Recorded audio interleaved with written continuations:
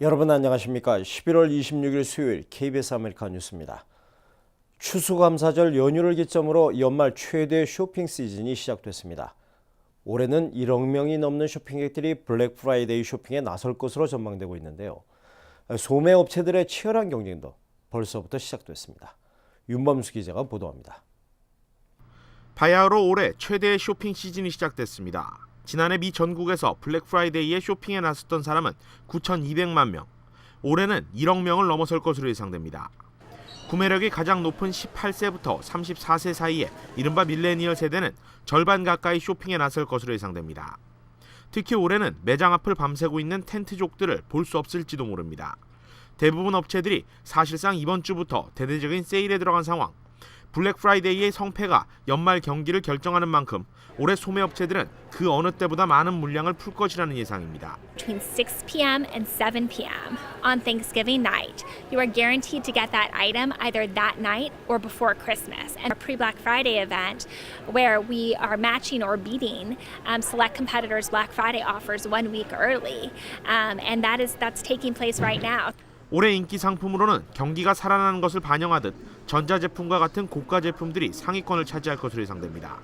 태블릿 시장은 온오프라인에서 확고한 위치에 자리 잡았고 스마트워치 등 웨어러블 시장은 올해 새로운 쇼핑 품목으로 주목받고 있습니다. 블랙 프라이데이를 기점으로 연말 최대 쇼핑 시장을 선점하려는 소매업체들의 경쟁은 더욱 치열해지고 있습니다. KBS 뉴스 윤범수입니다. 블랙 프라이데이를 맞아 전국의 한인 업소들도 제각기 가격 파괴를 실시하며 대목 잡기에 나섰습니다. 노승욱 기자가 소개합니다. 가족 친지들과 함께 보내는 추수감사절, 최고의 효도 선물은 역시 건강제품입니다. 건강 관련 업체들이 이 시기를 한 해 매출을 가늠하는 최대 대목으로 생각하는 이유입니다. 오늘 저희 여기 날도 추워지고 몸도 움츠려든 겨울이 됐는데 저희 부모님께 효도 선물하기 위해서 한번 나와봤어요. 건강 온열 매트는 효도 선물로 또 겨울 계절 상품으로도 가장 인기 있는 제품 중 하나입니다. 가격은 수십 달러에서 많게는 수천 달러에 이르기까지 천차만별. 음이온을 방출해주고 적외선으로 세포를 깨끗하게 정화를 시켜주기 때문에 고가지만 세일을 많이 해드리고 있고. 효도 상품으로 빠지지 않는 홍삼. 하지만 최근 들어 불임, 난임 등을 겪는 젊은 부부들의 수요도 늘어나는 추세입니다. 인삼공사 정관장은 미주 진출 10주년을 맞아 역대로 가장 큰 추수감사절 프로모션을 시작했습니다.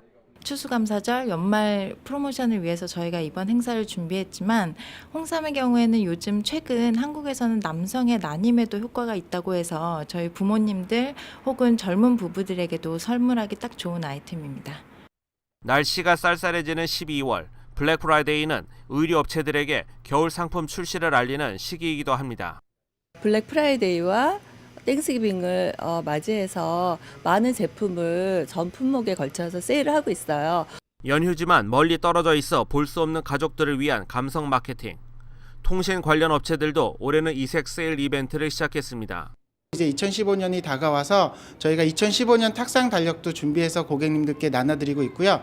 그리고 LA 직영점을 방문하시면 저희가 그 장바구니를 무료로 드리고 있습니다. 그 밖에 쇼핑몰과 백화점, 마켓 등 대다수의 한인 업체들이 이번 연휴 기간 세일을 내걸고 고객 몰이에 나서고 있습니다. 되살아나는 미국 경기를 반영하듯 올해 한인 소매 경기도 예년보다 활기를 띠고 있습니다. KBS 뉴스 노승욱입니다. 비무장 흑인 청년을 사살한 경찰을 기소하지 않기로 한 대배심의 결정으로 촉발된 퍼거슨시의 소요 사태가 오늘은 잠시 진정 국면으로 접어들었습니다. 한인 업체의 피해는 예상보다 심각했습니다. 이주환 특파원입니다. 지난밤에도 퍼거슨시에선 시위대와 경찰의 대치가 이어졌습니다. 흑인들의 분노는 수그러들지 않았지만 전날의 소요 사태와 비교해보면 기세는 한풀 꺾인 모습입니다. They killed this man for no reason. They killed this man. He was unarmed and they let him walk. No justice, no peace. 2천여 명으로 늘어난 주 방위군은 외부 세력 개입에 대비해 도시 전체를 겹겹이 차단했습니다. 시위 현장에선 전날에 이어 40여 명이 추가로 체포됐습니다. 이틀간의 과격 시위로 한인 상점들의 피해도 잇따랐습니다. 한인업소 2곳이 완전히 불에 탔고 대여섯 군데가 약탈 피해를 입었습니다. 그동안 4개월 동안 한 4번 정도의 계속된 약탈과 이번에 완전히 전투까지 되어가지고 가장 피해가 막심합니다. 대규모 항의 시위는 뉴욕과 로스앤젤레스 등 미국 내 190여 개 도시로 빠르게 확산되고 있습니다. 사건 당시 주변 목격자와 경관의 진술이 첨예하게 엇갈리면서 진상을 둘러싼 논란도 증폭되고 있습니다. 미국에선 오늘부터 추수감사절 연휴가 시작됐습니다. 궂은 날씨까지 더해 이번 소요 사태가 다소 진정될 것이란 관측도 나오고 있습니다. 워싱턴에서 KBS 뉴스 이주환입니다.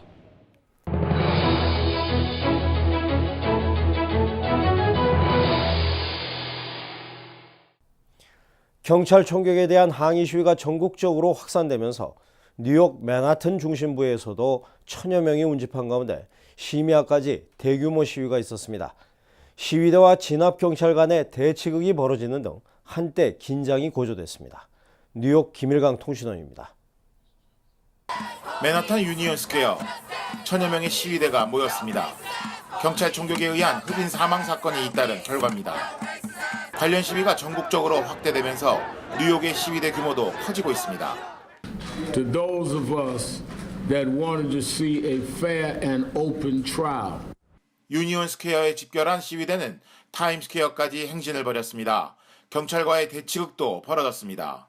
과격해진 시위대는 경찰국장에게 혈액 색깔의 물감을 뿌리는 일까지 벌어져 한때 긴장이 고조되기도 했습니다. All I want is justice. That's all we are asking for. Just change and justice. 이날 시위는 자정이 넘어가는 심야까지 계속됐습니다. 경찰은 이날 진압 과정에서 10명을 체포했다고 발표했습니다. 지금까지 뉴욕이었습니다. 오바마 대통령의 행정명령이 실행에 들어가려면 길게는 6개월까지 소요됩니다. 따라서 합법 신분을 준다는 성급한 사기성 상담이나 조언에 응하지 말 것을 전문가들은 지적하고 있습니다. 시카고 KBC 방송의 유정인 기자입니다. 현재 아시안 태평양계 서류 미비 이민자들은 120만 명, 이 중 한인 서류 미비자는 약 20만 명입니다. 이번 행정명령을 통해 혜택을 받게 될 아시아계 이민자는 약 37만 5천 명에 달할 것으로 추정됩니다. 문제는 행정명령이 발표되자 합법 신분을 조속히 취득해주겠다는 사기성 상담이 극성을 부리고 있다는 겁니다. 영주권이나 시민권을 주는 게 아닙니다. 또 혹시라도 이게 시민권이나 영주권을 주는 것처럼 이렇게 현혹하는 경우들이 있을 수 있는데 조심하시기 바랍니다. 행정명령 이후 시카고 일원의 공신력 있는 비영리 단체들도 서류 미비자 돕기에 나섰습니다. 추방 유예 혜택을 받고자 하는 한인들을 위해 신청 방법이나 절차를 알려줍니다. 한인 서류 미비자들의 적극적인 신청과 주의 깊은 상담이 필요한 때입니다. 신분을 너무 자주 바꾸고 그래서 또는 아니면 범죄 기록도 조금 있고 복잡한 경우라고 생각되시면 변호사를 찾아가셔서 상담받는 게 맞고요. 그런 복잡한 케이스가 아니고 그냥 단순한 서류 미비자로 지금 살아가고 계시다면 저희들이 상담을 충분히 해줄 수 있는 법률 자문 그런 직원들이 있으니까요. 한인사회복지회랑 마당집으로 꼭 연락 주시기 바랍니다. 경범죄의 기록이 있을 경우에도 전문 변호사를 통해 적법한 절차를 밟을 수 있다는 게 전문가들의 조언입니다. 최근 행정명령 이후 한인을 대상으로 한 이민 사기가 또다시 전국적으로 고개를 들고 있어 서류 미비 한인들의 각별한 주의가 요망됩니다. KBC 뉴스 유정임입니다. 북한의 아리랑이 북한으로선 처음으로 유네스코 인류무형유산에 등재됐습니다. 한국의 아리랑은 이미 2년 전 인류무형유산으로 등재가 됐는데요. 올해 등재를 신청한 농악은 곧 최종 심사 결과가 나올 것으로 보입니다. 김성모 특파원입니다. 북한의 아리랑이 유네스코 인류무형유산으로 등재됐습니다. 프랑스 파리에서 열리고 있는 제9차 유네스코 무형유산위원회는 북한이 신청한 북한 지역의 아리랑을 인류무형유산으로 지정했습니다. 북한이 인류무형유산을 등재하기는 이번이 처음입니다. 앞서 한국의 아리랑은 지난 2012년 인류무형유산으로 지정된 바 있습니다. 또 이번 회의에서는 한국의 농악도 최종 심사를 받습니다. 심사 결과는 한국 시간으로 오늘 저녁쯤 나올 것으로 보입니다.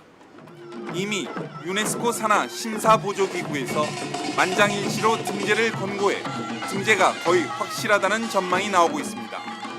농악이 한국민의 정체성을 보여주며 공연자와 관객의 상호교감이 강한 집단 문화라는 점이 높은 점수를 받고 있습니다. 지난해 김장 문화에 이어 올해 농악이 등재되면 한국은 모두 17개의 인류 무형유산을 보유하게 됩니다. 파리에서 KBS 뉴스 김성모입니다. 일본군 위안부 문제 해결을 위한 국제여론 조성을 위해서 파리에서 촛불 집회가 열렸습니다. 국제인권단체 엠네스티는 일본 정부의 최근 잇따른 역사 부정을 비판하면서 사죄를 촉구했습니다. 파리 박상용 특파원입니다. 파리에서 열린 일본군 위안부 문제 해결을 위한 국제 촛불 집회. 위안부 피해 당사자인 기로녹 할머니가 촛불을 들었습니다. 국제사회가 일본 정부의 사죄를 촉구하는 데 힘을 모아야 한다고 호소했습니다. 그 아픔을 당한 지가 70년이나 됐죠. 그런데도 그거는 영원히 가시지 않고 파리시는 앞서 기로녹 할머니를 세계 여성폭력 추방의 날 행사에 초청했습니다. 전쟁, 성폭력 피해에 대한 심각성을 알리기 위해서입니다. Tout cela, pour pouvoir avancer, il faut se coordonner, observer et agir. 국제인권단체인 엠네스티도 성명을 내고 일본 정부의 공식 사죄를 촉구했습니다. 엠네스티는 특히 엄연한 역사적 사실마저 부인하는 최근 잇따른 일본 정부의 망언을 비판하고 교과서에 정확하게 기술해 이 같은 잘못을 더 이상 되풀이하지 말라고 강조했습니다. 국제학술회의도 열려 일본 정부의 법적 책임을 물을 수 있는 국제사법 절차에 대한 논의도 이뤄질 예정입니다. 파리에서 KBS 뉴스 박상용입니다. 위안부 문제 해결을 통해 한일 관계를 개선하기 위한 한일 국장급 회담이 열립니다. 하지만 일본이 독도 영토 문제 등을 우선적으로 따지겠다고 밝히고 나서 회담에 난항이 예상되고 있습니다. 도쿄 이재호 특파원입니다. 이하라 일본 외무성 아시아 대양주 국장이 오늘 서울에서 외교부 동북아 국장을 만납니다. 지난 9월 4차 회담 이후 2달여 만입니다. 위안부 문제 해결을 통해 한일 관계 개선을 위한 것입니다. 우리 정부는 위안부 강제 동원 사실 인정 등 진정성 있는 조치를 촉구할 예정입니다. 그런데 일본은 위안부 문제보다는 엉뚱한 곳에 초점을 맞추고 있습니다. 지난 24일 실시된 독도 방어 훈련이 일본의 영토 주권을 침해했다며 강력히 항의하겠다는 것입니다. 竹島の領域に関する我が国の立場に照らして、絶対に受けることはできないと、極めて遺憾である。 산케이 신문 지국장이 재판을 받고 있는 것과 관련해서도 언론 자유가 침해됐다며 유감의 뜻을 거듭 전하기로 했습니다. 日韓関係にも影響するということで懸念を持っておりましたし 후쿠시마 원전의 방사능 오염수 유출로 일본산 수산물 수입을 금지하고 있는 것도 해제를 강력히 요구한다는 방침입니다. 한일 관계 개선의 첫걸음은 위안부 강제 동원 인정과 사과인데도 일본이 이를 외면한 채 자기 주장만 펴면서 모처럼 열리는 실무 회담이 난항을 겪을 것으로 우려됩니다. 도쿄에서 KBS 뉴스 이재호입니다. 수요일 밤 KBS 아메리카 뉴스를 마칩니다. 즐거운 연휴 되시기 바랍니다.